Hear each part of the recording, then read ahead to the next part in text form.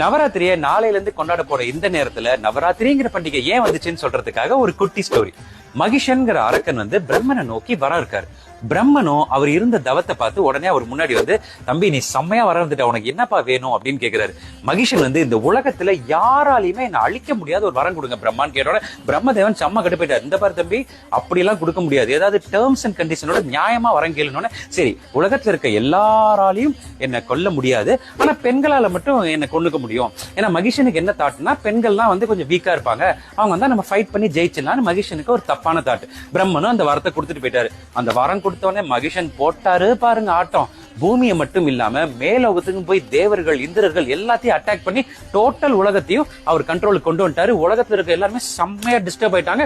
உடனே போய் சிவபெருமான்ட்ட வேண்டவும் அவர் பண்ண ஐடியா என்னன்னா, முப்பெரும் தேவிகளை வந்து ஒன்னா அமைச்சார். அவங்க யாருன்னா, துர்கா மாதா, சரஸ்வதி மாதா, லக்ஷ்மி மாதா, 3 பேரும் ஒன்னா சேர்ந்து, அவங்க 3 பேர் மட்டும் இல்லாம உலகத்துல இருக்க பல பிராணிகள், அதாவது 9 விதமா அம்மன் வந்து அவதாரம் எடுத்து அந்த மகிஷனை அழிச்சதுதான் ஒரு மிகப்பெரிய பண்டிகையா நம்ம கொண்டாட போறதுதான் இந்த நவராத்திரி.